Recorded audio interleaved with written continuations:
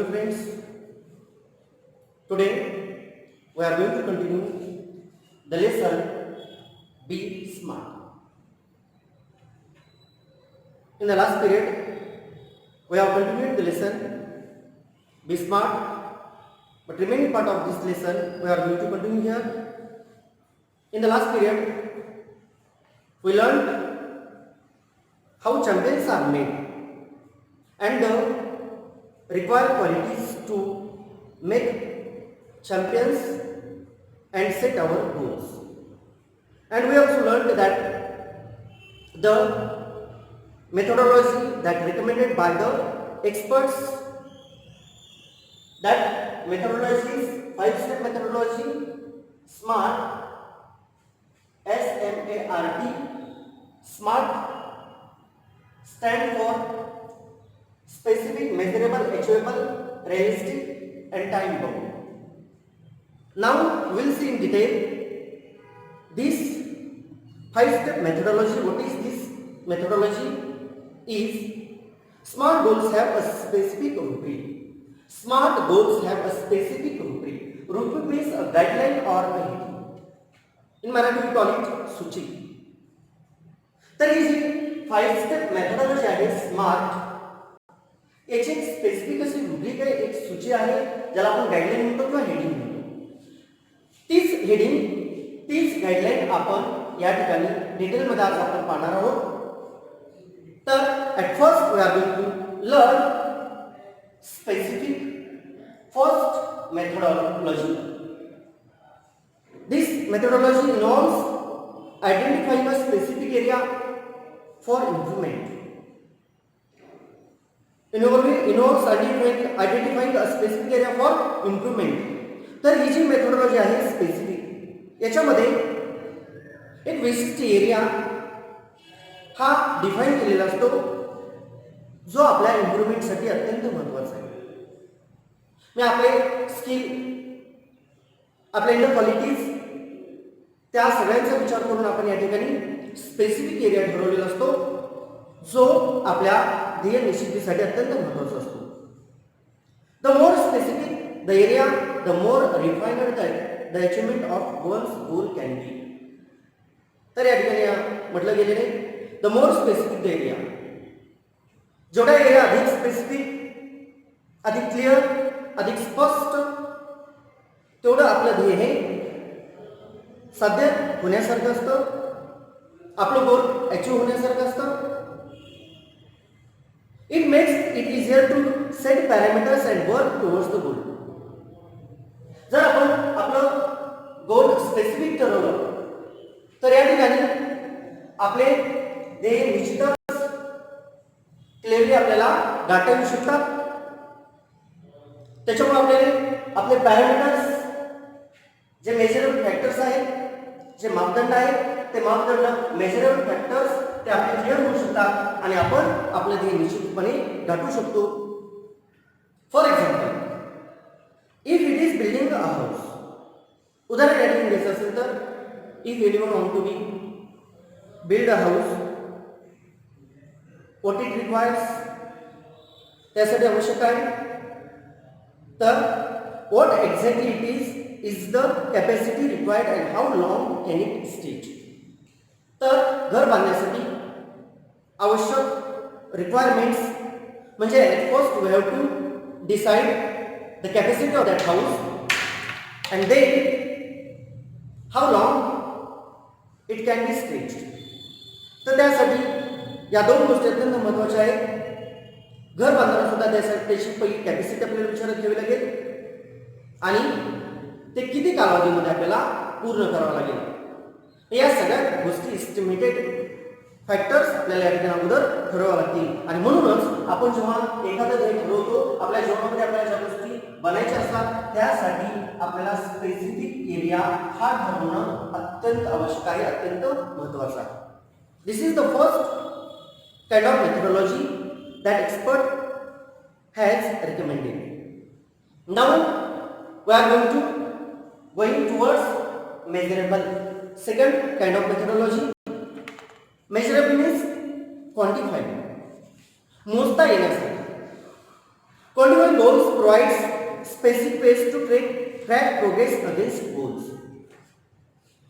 तर मेजरेबल मोजता येण्यासारखे क्वांटिफाइंग गोल्स आपण आपलं ध्येय आपल्याला मोजता येण्यासारखं आपण ठरवलं पाहिजे.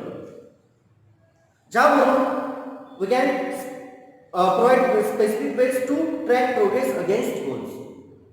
ज्यावरून आपल्याला काय करता येईल की आपलं ध्येय नेमकं कोणत्या स्टेपपर्यंत आलेलं आहे, कोणत्या स्टेजपर्यंत आलेलं आहे, ते कोणत्या ट्रॅकवरती येऊन पोहोचलेले की निश्चित आपल्याला ध्येय कुठपर्यंत अचीव करायचं आहे, हे अचिवेबल आहे किंवा नाही, यासाठी आपल्याला आपलं ध्येय ठरवताना मेजरेबल हा फॅक्टर ही क्वालिटी आपल्याला कन्सिडर करावी लागते. This make it easy to benchmark performance. आणि यामुळेच this makes it easy to benchmark performance throughout the whole period. आणि आपला जे गोल पिरियड असतो, आपण टाइम ठरवलेला आपला गोल कंप्लीट होण्याचा, आपलं ध्येय साध्य होण्याचा जो कालावधी आहे, त्या कालावधीमधील बेंचमार्क म्हणजे standard by which something can be measured or judged, ज्याला आपण मानक म्हणतो, ते मानक आपल्याला या ठिकाणी निश्चितपणे सांगता येतात, ठरवता येतात. आणि म्हणून आपलं गोल हे मेजरेबल असलं पाहिजे, इन्क्लुडिंग एरियाज टू इम्प्रूव्ह. आणि हे मानक ठरवल्यामुळे काय होतं, जे आपले एरियाज आहेत, आपल्या ध्येयामधील जे काही घटक आहेत, ते घटक आपल्याला कोणत्या घटकामध्ये इम्प्रूव्हमेंट आवश्यक आहे आणि कोणत्या घटकामध्ये इम्प्रूव्हमेंट आवश्यक नाही, हे आपल्याला या ठिकाणी ठरवत येतं जर आपलं ध्येय मेजरेबल असेल तर. For example, while playing football, one's exact role and position has to be clearly defined.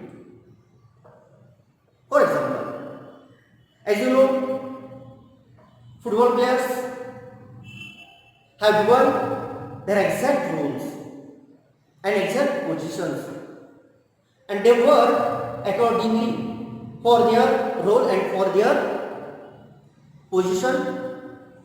If they work like that, by considering their role, by considering their positions,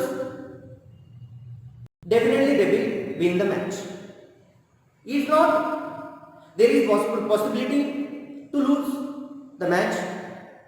Therefore, the good football players work accordingly to their roles and to their positions. Therefore, we have also defined our role and our position while completing our goals, while achieving our targets, our dreams. So, another factor, measurable, is also very important to achieve our target, to achieve our goal. This is second kind of methodology. Now, we are going to achievable, साध्य होण्यासाठी. This is third kind of methodology. आपण ते साध्य करू शकतो, achieve करू शकतो अशी मेथोडॉलॉजी आहे.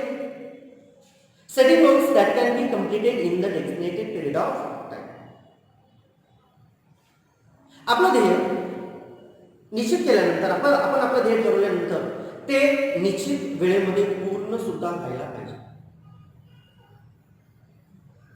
आपण जर ध्येय ठरवलं आणि ते खूप कालापर्यंत जर अचीव झालं नाही, तर तिथे एक पॉसिबिलिटी राहते की आपण ते ध्येय अर्ध्यामध्येच सोडून देऊ शकतो.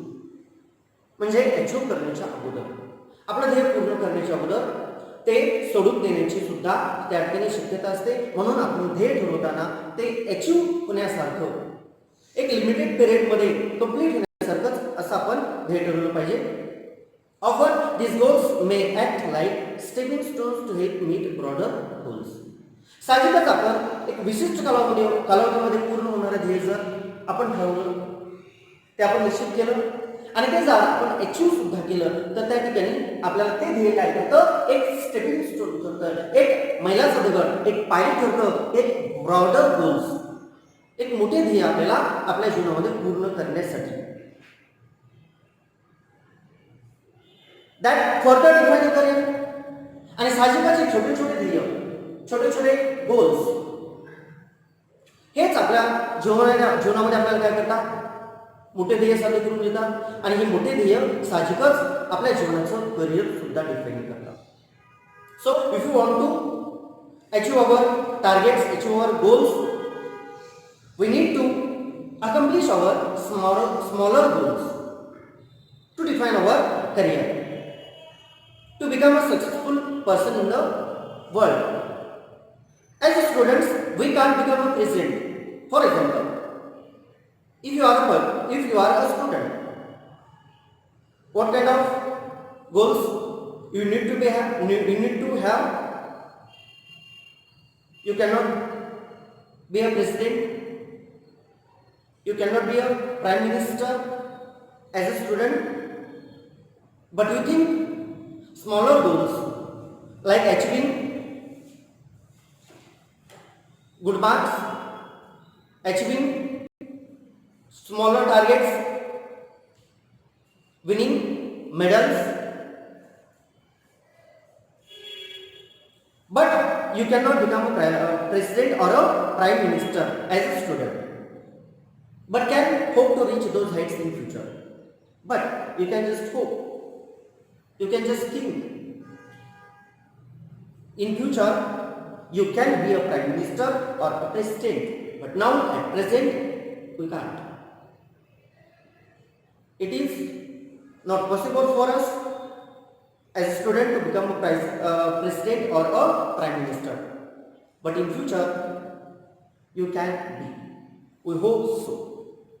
So you think about the achievable goals.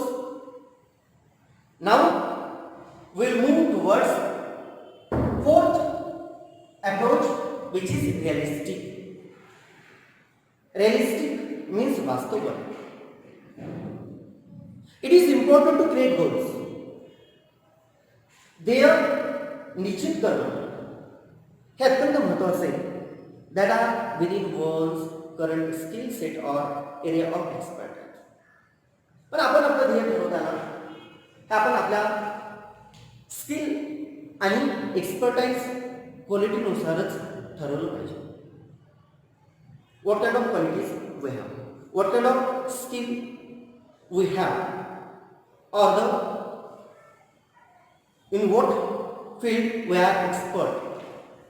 Therefore, we must decide our goal according to our skill set or expertise field.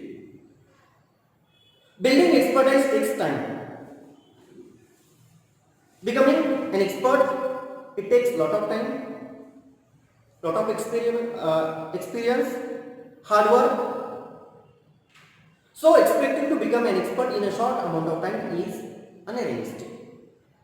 आणि म्हणूनच या ठिकाणी जर तुम्हाला एक्सपर्ट व्हायचं असेल, तज्ञ व्हायचं असेल, तुम्हाला तुमचे स्किल डेव्हलप करायचे असतील, ते थोड्या वेळामध्ये short amount of time, short period of टाइममध्ये ते शक्य होणार नाही. तर तुम्हाला ते काय करावं लागतील, खूप मेहनत करून, अधिक वेळ देऊन ते तुम्हाला अकम्प्लिश करावे लागतील. जर तुम्ही शॉर्ट पिरियड ऑफ टाइममध्ये एक्सपर्ट होण्याचा प्रयत्न करण्याचा विचार केला तर इट इज अनरिअलिस्टिक. हे अवास्तव आहे, असंयुक्त आहे, जे साध्य होणार नाही. Being realistic will make it easy to be successful at attaining goals. आणि म्हणूनच आपण रिअलिस्टिक अप्रोच ठेवायचा आहे. वास्तवात आपण कोणतं ध्येय साध्य करू शकतो, आपले स्किल्स काय, आपला एक्सपर्टाइज एरिया कोणता आहे, त्यासाठी रिक्वायर्ड टाइम किती आहे, या सगळ्या गोष्टींचा विचार करून आपण आपलं ध्येय रिअलिस्टिक आहे किंवा नाही हे ठरवायचं आहे. Being realistic will make it easy to be successful at attaining goals. आणि जर या गोष्टी आपण विचारात घेतल्या, कन्सिडर केल्या, तर आपण निश्चितच त्या क्षेत्रामध्ये यशस्वी होऊ शकतो, आपलं ध्येय अटेन करू शकतो, आपण साध्य करू शकतो. If defensive and not aggressive, the goal perhaps lacks realism.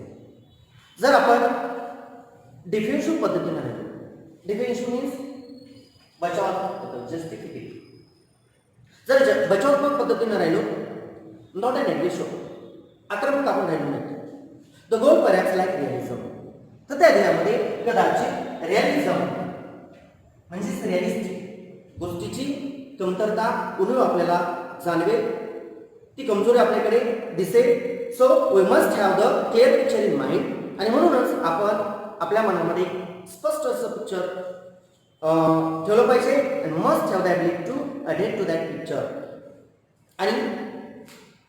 आणि त्याच पिक्चर आपल्या मनामध्ये ठेवून आपण आपल्यामध्ये एक क्वालिटी, एक ॲबिलिटी निर्माण केली पाहिजे to adapt that picture, to bind that picture. त्या चित्राला आपण चिकटून राहण्याची एक क्षमता, एक ॲबिलिटी आपण आपल्यामध्ये निर्माण केली पाहिजे. असं एक पिक्चर आपल्या मनामध्ये निर्माण केलं पाहिजे. आणि म्हणूनच these 4 specific, measurable, achievable and realistic 4 approaches are very important to achieve goals in our life, to become a successful person in our life. And the last one is time bound. But today we are going to stop this lecture, and remaining part means the last approach, time bound approach, we'll see in the next lecture.